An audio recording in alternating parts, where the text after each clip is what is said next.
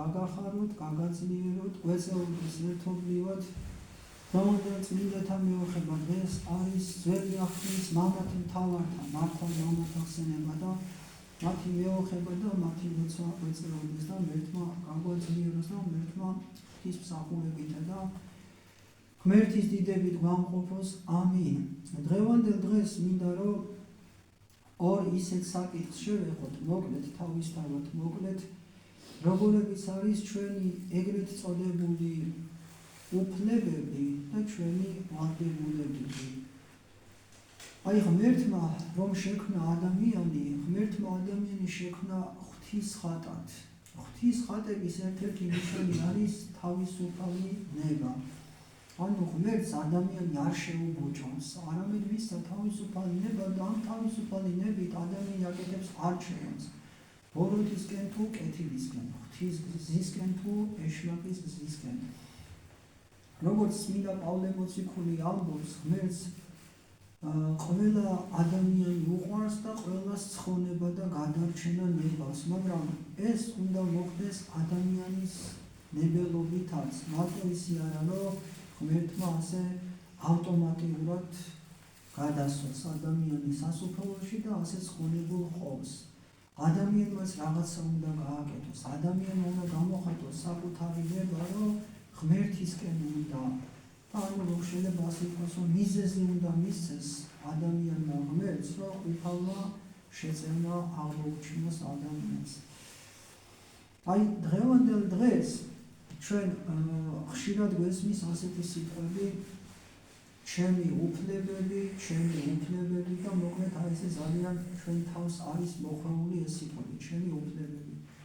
კი, გასაგებია, ყველა ადამიანს თავისი უფლებები აქვს, თავისი უფლება რაღაც საკითხებში, რამეთო ღმერთმა როგორც თქვით, თავისუფალი ნება მისცა ადამიანს და ამ ნებით ირჩევს კეთილსა თუ ბოროტს და ამ არჩევანში თავისი უფლებები აქვს, თუ რომელი აირჩიოს და როგორ გააკეთოს, ხო? წმინდა პავლე მოციქული ამბობს ასეთ სიტყვებს, რომ ყველაფერი შემიძლიაო, მაგრამ ყველაფერი ჩემთვის უმჯობესი არ არისო. ანუ ყველაფრის უფლება მაქვს, მაგრამ ყველაფერი განა კარგი არის ჩემთვისო. გასაგებია უფლებები გვაქვს, მაგრამ ამ უფლებებს როგორ გამოვიყენებთ, ეგ არის საკითხი. დღეს ასევე ისმის ასეთი სიტყვები, სიტყვის თავისუფლება.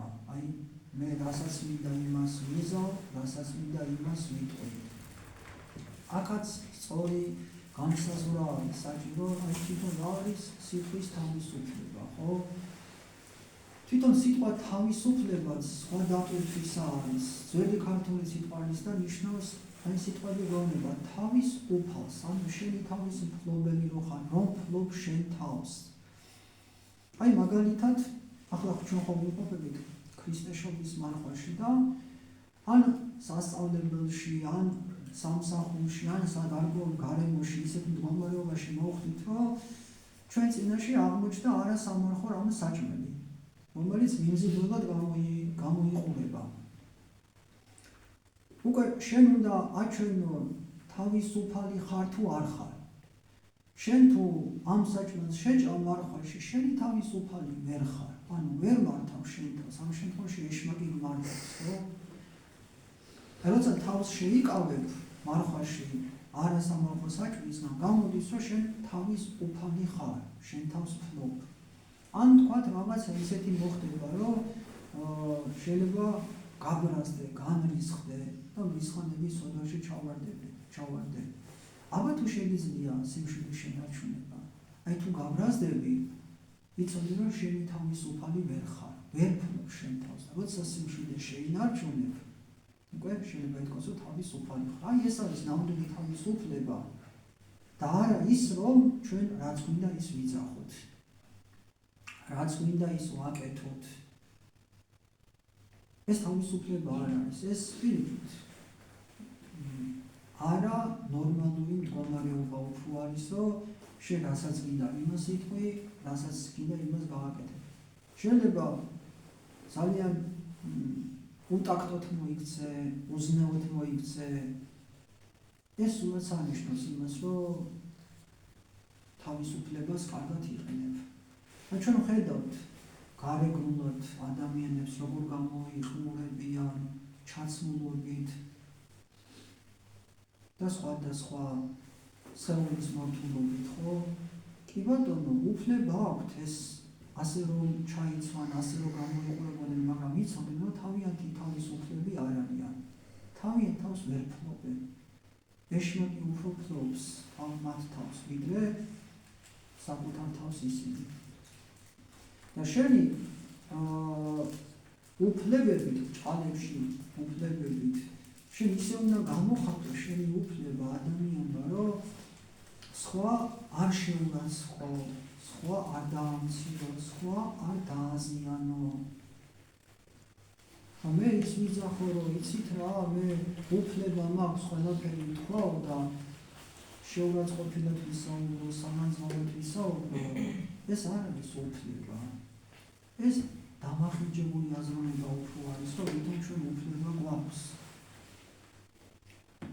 აი სამწუხაროდ დღეს ძალიან ასე ხშირად ისმის, რომ უფლებები და არა მარტო საქართველოში, მსოფლიო მასშტაბით. ეს მოგვახვიოს თავზე მოკლედ, რა ამის არის ძაღლს უფრო მეტი უფლება და დამცველობას უჩენენ, ვიდრე ადამიანს, ღვთისხატად შექმნილ ადამიანს. კარგია ეს უფლებები, მაგრამ კიდევ ვიმეორებ, ეს უფლებები უნდა ღვთის ნებით გამოვიყენოთ. ღმერთმა ხო მოგცა თავისუფალება და ეს თავისუფალი არჩევანით, თავისუფალი ნებით უნდა გამოვიყენოთ ჩვენი უფლებები. და არა ისე რომ ვიძახოთ, რომ მე უფლება მაქვს, რომ ეს გავაკეთო. კი გაქვს უფლება, მაგრამ რამდენად სარგებლიანი იქნება შენთვისაც და შენი გარემოსთვისაც. და აი როგორც თქვი, რატომაც ჩვენ ძალიან ხშირად ვამბობთ ამ უფლებებს და ერთი რაღაცა გავიწნება. ვალდებულებებს რატომ არ ვამბობთ? მარტო უფლებებზე, საკუთარ უფლებებზე რომ ვამახვინებთ ყურადღებას. საკუთარ ვალდებულებებზე რატომ არ საუბრობთ? იმაზე რატომ არ საუბრობთ, რომ ჩვენ ვალდებული ვართ, რომ ღმერთს ვემსახურებთ. ვალდებული ვართ, რომ ეკლესიურად ვიცხოვროთ. ვალდებული ვართ, რომ სულის გადარჩენისთვის ვიზრუნოთ. ვალდებული ვართ, რომ სიკეთე ვაკეთოთ, ადამიანებს დავეხმაროთ. ამ ვალდებულებებზე რატომ არ საუბრობთ, რომ პირდაპირ უფლებებზე გადავიდით ჩვენ. ვალდებული ვართ, რომ ღმერთის მსახურებაში ვიყოთ. ცნებები აღვასრულოთ. აი 10 ცნება, ჩვენ ხო ვიცით, უფალმა მოგცა ძველ აღთქმაში 10 ცნება. ხო არის არა კასკლა, არა იპარო, არა იმუშო და ასე შემდეგ. ამათი შესრულება ჩვენთვის წარმოადგენს ვალდებულებას. ვასრულებთ ამას? ან ერთ-ერთი ცნება ვთქვათ, უფალმა თქვა 6 დღე იქმოდე, მე-7 დღე ღმერთს შესწირე. ეკლესიის შესწირე აქ იგულისხმება, რომ იუქმო შენ და წახვიდე და 2-3 საათი ეკლესიის მსახურებაში თანამონაწილეობა მიიღო. ამას ვაკეთებთ? ეს ხო ვალდებულებას, ეს ხო ვამცნო უფალმა, ხო დაგვაკისრა ეს უფალმა. და პირდაპირ უფლებებზე რო გადავდივართ, ამ ვალდებულებებს გვერდს რატომ ვუმით? ვალდებული რო ვართ, რომ ქრისტიანები რო ვართ, მარხვაში მარხვა დავიცვათ, ლოცვა წავიდითხოთ, კვირადღეს წირვას დავესროთ, პერიოდულად აღსანება ვთქვათ, ვეზიაროთ. ამ ვალდებულებებს რატომ არ ვამბობთ? პირდაპირ უფლებებს რომ მივადექით. აი სახარებაში წერია ასე, რომ როდესაც უფალი მოგზანდება, მეორე მოსვლა მან დადგება, ცოდვილებს რომ მიმართავს უფალი ასეო, რომ წარველით ჩემგან წყეულნო, ცეცხლსა მას უშრისა და სადანჯოლსაო. რამე თუ შიოდა და არა მეცით მე ჭამადიო, წყუროდა და არა მასუთმეო, შიშველი ვიყავი და არ შემოსეთო, უძლურებაში ვიყავი და არ მომინახულეთო და ასე შემდეგ. ეს ცოდვილები გაკრუებულები იკითხავენ, უფალო როდის გიხილეთ ასეთ მდგომარეობაში, უფალი ასეთ პასუხს ეთოსო, რაც არ გაუკეთეთ სხვებს, ის მე არ გავიკეთეთო. ანუ ნახეთ თურმე გაჭირვებული ადამიანის დახმარებას ჩვენი ვალდებულება ყოფილა. უფალი იმას კი არ გეუბნება, რომ შენი მონაგები, შენი ქონება გაყიდო და სულ დაურიგო. არა, ელემენტარული მიეცი გაჭირვებულს. უფალი არ გეუბნება, რომ ავანტყოფი რატომ არ განკურნეო. უბრალოდ რატომ არ მოინახულეო, განკურნებაზე არ ესწავლე. მოინახულე, თანაგზნობა გამოიჩინე, ყურადღება გამოიჩინე და სიყვარული გამოიჩინე. ხო, აი ამას გთხოვს უფალი და თურმე გაჭირვებული ადამიანების დახმარებაც ჩვენი ვალდებულება ყოფილა. ამას ვაკეთებთ, არა, დიდება უფალს აკეთებენ და არიან კეთილი ადამიანები, მაგრამ საერთო მასშტაბით სამწუხაროდ ამ ვალდებულებებს არ ვასრულებთ, ხო? თავარია ჩვენ ვიყოთ კარგად და ჩვენს იქით აღარ ვიყურებით ვის რა უჭირს და ვინ როგორ არის, ხო?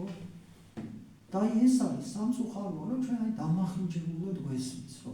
მარტო ეგრეთ წოდებულ უფლებებზე უსვამთ ხაზს, რომ ჩემი უფლება არის, რასაც მინდა გავაკეთებ, სხვისთვის მოსაწონი იქნება თუ არ იქნება. და ამას კი ვამბობთ და აი ვალდებულებები რომ გვაქვს, ამაზე არაფერს არ ვამბობთ. ღმერთმა მოგცეს სწორი აზროვნება, სწორი დამოკიდებულება, რომ მარტო უფლებებზე კი არ ვიყოთ მოთხოვნადები, არამედ ყურადღებიანი ვიყოთ ჩვენი ვალდებულებებისადმის. რომ რაღაცა გავაკეთოთ, ვალდებულნი ვართ სიკეთის გასაკეთებლად, ეკლესიური ცხოვრებისათვის,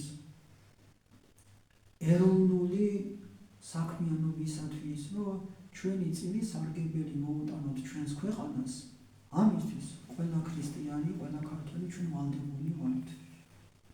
და იმ ჩვენ ვალდებულებებს მოდით გვერდს ნუავალი და ისე იცოდეთ, რომ სოფლიოს მასშტაბით ეშმაკი დგას აი მოთხოვნაში, დღესო გაიძახიან უფლებების დაცვა და უფლებების დაცვა. არა, ჩვენ თავისთავად უარყოფთ მონობას. აბა უფლებო კი არ უნდა იყოს ადამიანი, თავის უფლება უნდა ჰქონდეს, მაგრამ აი გადამეტებულად რომ ითხოვენ და რომ გადააჭარბეს და ზედ რომ მოგვახმიეს ეს, მან იმალება ეშმაკი.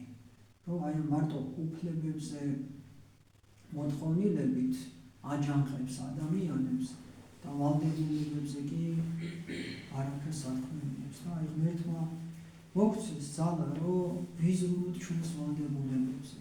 იმ ვალდებულებებზე, რაც ქრისტიანს აქვს და რაც კარგ ქართველს აქვს დავალებული ღვთისაგან. აი გვიახლოვდება 2025 წელი და ღმერთმა ინებოს, რომ მშვიდობიანი ყოფილიყოს ჩვენი ქვეყნისათვის. ღმერთმა მშვიდობიანი 2025 წელი მოგმადლოს, სიყვარული ყოფილიყოს ჩვენში, ერთობა ყოფილიყოს, მშვიდობა ყოფილიყოს. ისედაც ცოტანი ვართ და მოგამიხლიჩებით, პირიქით მოვეფეროთ ერთმანეთს, მოვესიყვარულოთ და მტერს მოგავახარებთ. ჩვენი წილი ვალდებულება ავასრულოთ ქვეყნის საერთო აღმშენებლობისათვის და ღმერთმა მშვიდობიანი 2025 წელი მოგმადლოს. არ ყოფილიყოს ჩვენში ჯანმრთელი, ჯაშუშობა, უსიყვარულობა და მაქსიმალურად სიყვარული ყოფილიყოს და ეკლესიურობა და ეროვნულობა ყოფილიყოს ჩვენ ქვეყანაში და დამშვიდობებული იყოს ეს ხალხიც და ერთად გვეცხოვროს როგორც გულწრფელობით და არა იმითი, რომ ვინმე სარგებელი ნახოთ, არამედ საერთო საქმე გვეკეთებინოს, რაც არის საქართველოს აღმშენებლობა. ღმერთმა დაგვაცოთ, ღმერთმა გაგახსნათ, რა კითხვა ელში 1 იანვარი გამორჩეული და საზეიმო დღით ითვლება, ისე კი ეკლესიურად 14 უფრო მნიშვნელოვანი არის ძველი სტილით. 1 იანვარი გამოდის, ახალი სტილის 14 იანვარი და ეს უფრო მნიშვნელოვანი და ეკლესიური არის და საახალწლოდვე არის, მაგრამ რა კითხვა ელი დღესასწაულობს და ზეიმობს და პირველი რიცხვით იწყებს ახალ წელს, ჩვენს ულოცავთ ჩვენ ქვეყანას ორი დღის შემდგომ დადგება ახალი წელი და რაკიღა საზეიმო არის თქვენთვისაც, როგორც მრევლის წევრებს გეძლევათ კურთხევა, რომ ამ დღეს შეგიძლიათ თევზი მიირთვათ და თევზით გაიხსნათ და იონოგეშოთ. ღმერთმა დაგლოცოთ, ღმერთმა გაგახაროთ, გაგაცნიეროთ და მრავალ სალხინო და სადღესასწაულო დღეებს დაგასვათ მშვიდობიან საქართველოში. ამინ.